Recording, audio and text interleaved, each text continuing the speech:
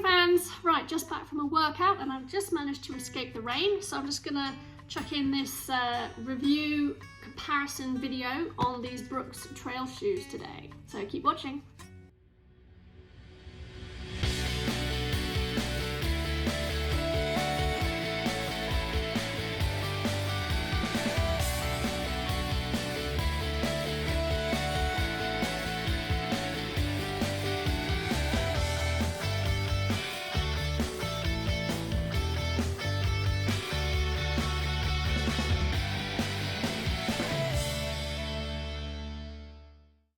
Just want to kick off this video by saying that there's no paid promotion in this video. I haven't received anything in terms of any free marketing packs, and all of the opinions are my own. I've got a load of other gear videos that I'm making at the moment, so keep an eye on the links in the descriptions, and do please like and subscribe so that you can see the new videos that I've got coming up.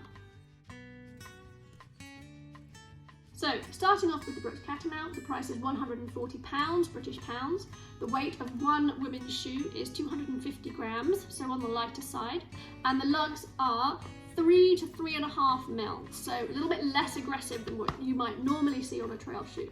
So this is very much for trails that are hard packed, paths, maybe some rocks, but not too much scree or anything like that. So certainly for drier conditions, definitely not for anything that's super muddy. The stack itself is about, we're talking 25 on the toe region, 31 on the heel, which gives it a 6 mil drop, so lower than the Brooks Cascadia. And in terms of the fit, it's definitely narrower, so it's slightly narrower for Brooks. The idea is that this is a precision fit. The reason is that this is designed for as a faster shoe. So next up we'll look at the look of the shoe. So in terms of the upper, we have a woven material, it's very breathable, and then we have the waterproofing that goes around the toe box, quite sort of generous area around the toe box, but not too thick, so I'm not sure how well it would stand up to briars and brambles. But the waterproofing goes all the way around the sides, and what they do have is these little slits. These are essentially drainage holes, so that when you do inevitably get your feet wet, the water will drain out quickly from out these little drainage slits. So a nice feature there.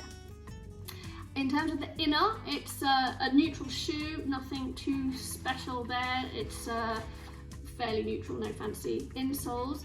The tongue is very thin and soft and comfortable. I like this tongue. Also, it goes all the way down the sides. So it actually has sort of almost a booty feel, which is really good for that locked in feel when you're running.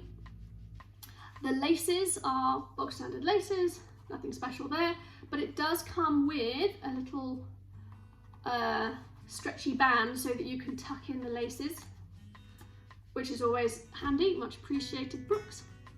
And it comes in two colorways. Now, the story behind this is the black and pink on the women's. They also have a blue and white colorway. The idea is that this shoe was created for the Western States 100. You can actually even see that they have an elevation profile of the Western States here in the shoe. They do the same thing in the other colorway. And the idea was that they create a white shoe so that you can paint your shoe with the canvas of your journeys. I'm not sure if it's really worked for the marketing wise. I'm not sure that we put our old trail shoes on the shelf on the wall to paint our journey. They just get chucked in the bucket. But it is an interesting feature. For me, the black one would definitely be the way to go, but each to his own. So in terms of the feel of the shoe, it's a comfortable shoe. As I say, it's a little narrow in the toe box, but that's intentional for the precision fit, which is more for racing and for speed. In terms of the cushioning, now they have this DNA flash midsole, which is very light, but also very responsive. The forefoot feels very springy and reactive, so you can see why this is designed with speed in mind, so that you've really got that traction and that springiness bouncing off as you go on your forefoot. In terms of the stability, it's a good neutral shoe, no sort of massive sort of support that you can feel, and the ankle is quite nice and low, which is something I always appreciate with my low ankles. It's a nice flexible shoe. there is a lot of cushioning on the toe box, so a little less flexibility than some of the other trail shoes, but the springiness and the responsiveness of the cushioning helps with that. It feels light. It is one of the lighter trail shoes, but it's designed as such. So in summary, this is a slightly faster trail shoe. I think because of the narrowness of the toe box and also the less aggressive lugs and the cushioning in the forefoot, all of this speaks to me as a faster trail shoe for shorter distances. So if you were doing a trail 5K, 10K, I'd say up to half marathon, this would be a really useful shoe for you because you would be getting a lot of speed and responsiveness out of this shoe. That said, I'd say longer than half marathon, where you want your feet to spread out, where you have a bit of foot expansion with the time on your feet, this is probably not the one for you. Which leads me on to Brooks Cascadia 15. Now, as you can see from these lugs, it's more aggressive tread here with the Brooks Cascadia 15. These are 4mm lugs. So in terms of key stats, we have the price is £120, British pounds. The weight is 183 grams for one women's shoe, and the lugs are 4mm lugs. So the stack is a little bit lower than the Catamount, so about 16 here, 24 up here, which is an 8mm drop, which makes it feel slightly closer to the ground, which is actually, you know, very beneficial. It can really help you feel the terrain when you're landing on the ground. In terms of the width, I'd say it's quite a roomy toe box.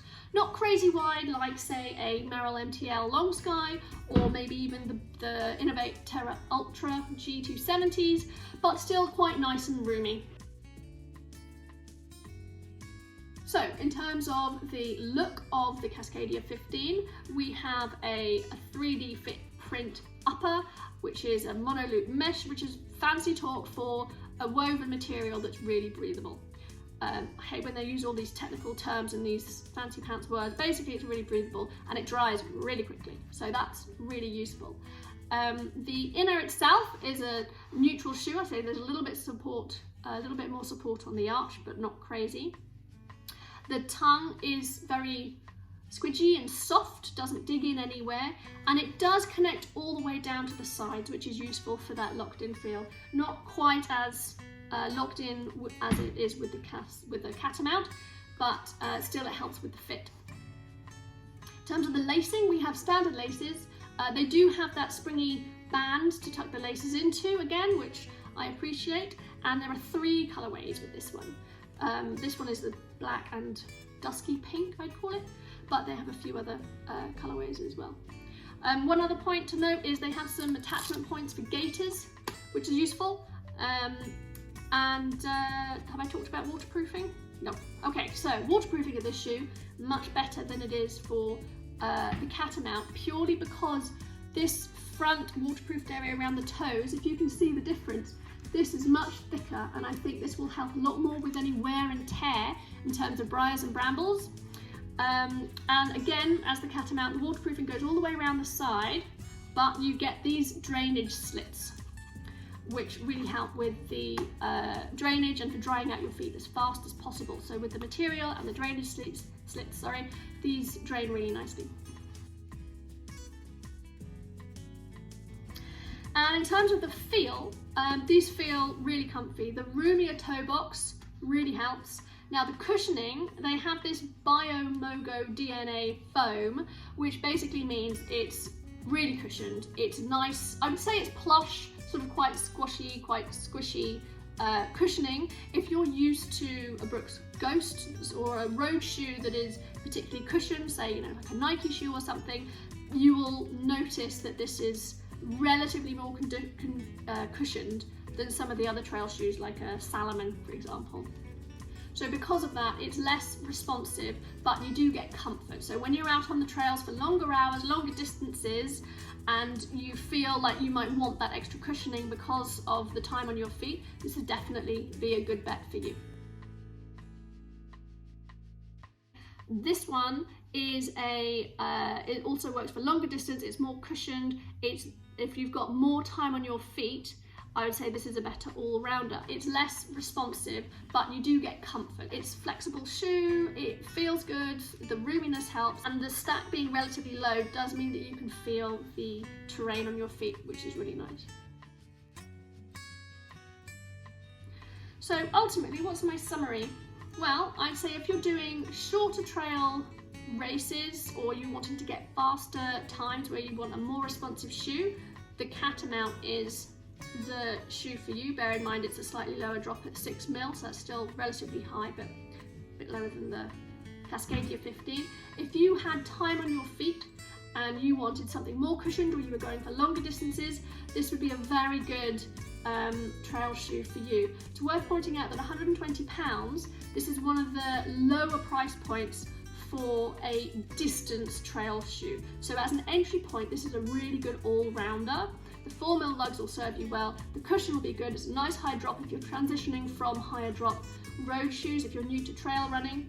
And because it's not too expensive compared to some of the other, ultra shoes that you might see on the market, this is actually a really good way to go. Right guys, so that's my review of these two Brooks trail shoes. Let me know what you liked, what you didn't like, what you agree with, what you didn't agree with. I do hope to be doing more of these, so check the description for more links to come, and don't forget to like and subscribe so that you'll be updated of any new videos that I do. I do plan on doing the Salomon Salomon S-Lab Ultra 3. I also have a bunch of other different Salomons to review, like the Sense Ride 4 and the Ultra Pro. I'm going to be doing the Merrell MTL Long Sky, Inov-8 TerraUltra G 270s. So I've got a whole bunch of stuff that I plan on doing. It's all in the list. So don't forget to like and subscribe, and I'll see you soon. Alright, thanks, bye.